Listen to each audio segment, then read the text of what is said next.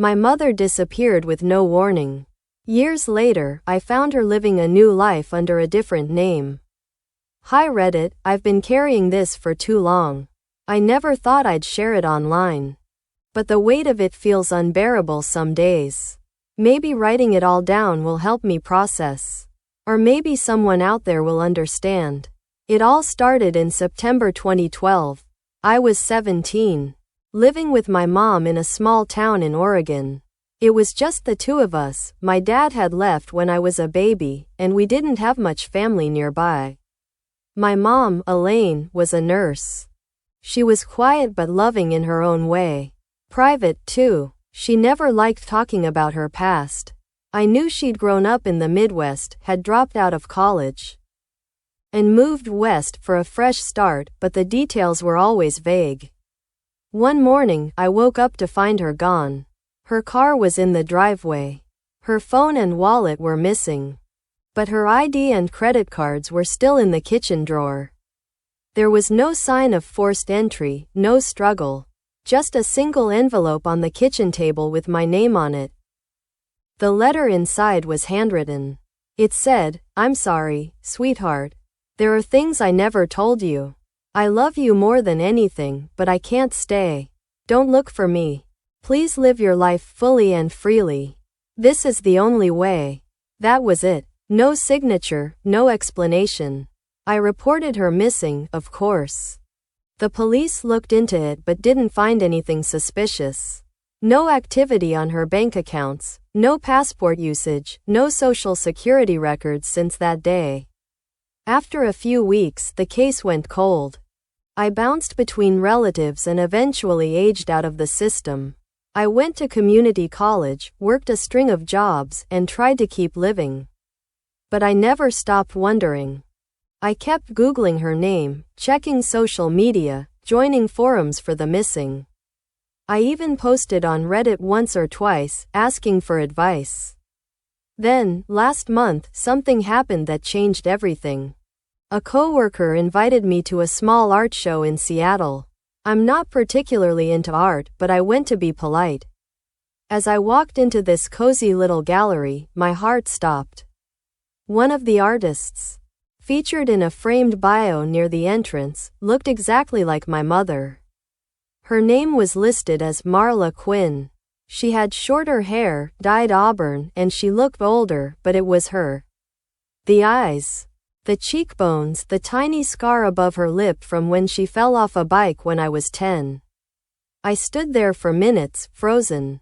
I don't even remember walking around the gallery. I just kept staring at that bio. I didn't approach her. I couldn't. I don't know why. I took a photo of the bio and left. That was 3 weeks ago. Since then, I've learned she runs a local art studio, sells abstract paintings, and lives in a townhouse in a quiet neighborhood in West Seattle. She's on Instagram, under her artist name, and seems to have a normal, comfortable life. Her bio says she's from Chicago originally, and moved to the Pacific Northwest to start over. I've drafted dozens of messages. I've driven past her studio twice. But I still haven't said anything. I don't know why she left. I don't know what she's running from, or if she's running from me. I don't know what to do. Do I confront her? Do I respect her wishes? Was I just collateral damage in whatever she was escaping? Update. Wow. Thank you, everyone. I honestly wasn't expecting this kind of response. I read every comment, every message. Your advice, both supportive and critical, meant more than I can say. So, I decided to go see her. Yesterday, I walked into her art studio. My heart was racing the whole time. There was music playing softly, the smell of paint and incense in the air. She was at the back, working on a canvas. She didn't see me at first. When she finally looked up and saw me, she froze. Her brush slipped from her fingers.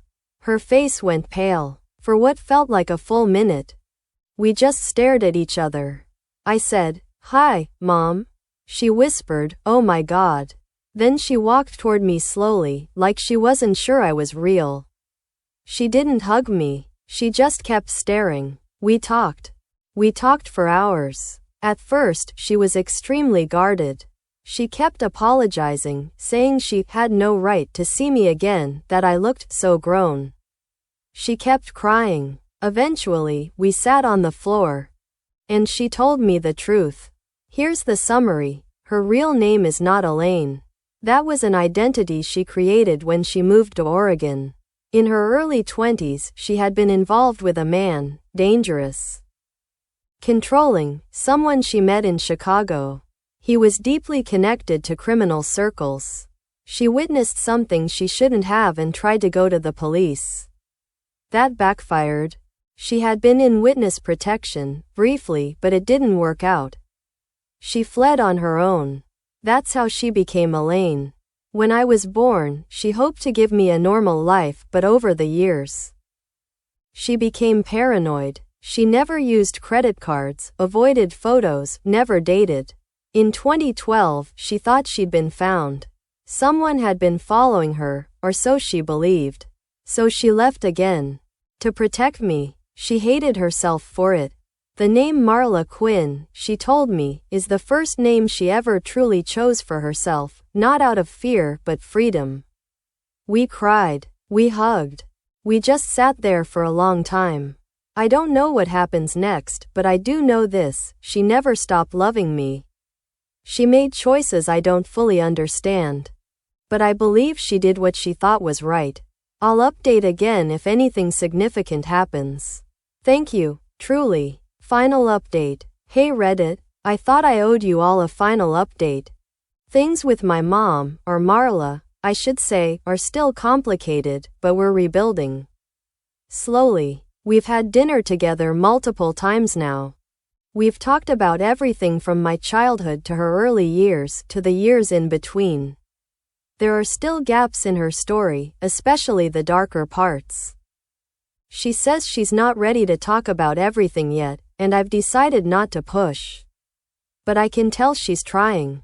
She even gave me a key to her place. Sometimes I visit her studio and just sit while she paints. It's strangely peaceful. I've also started therapy, which I probably should have done years ago. Processing abandonment, mistrust, and grief isn't something you just get over, but I'm working on it. I still have questions. I still have pain. But now I also have her, not the perfect mom I once imagined, but a real, flawed, trying human being. She said something last week that stuck with me. You were the only real thing I ever had in a life full of lies. Maybe that's enough for now. Thanks again to everyone who helped me take that first step. You really changed my life.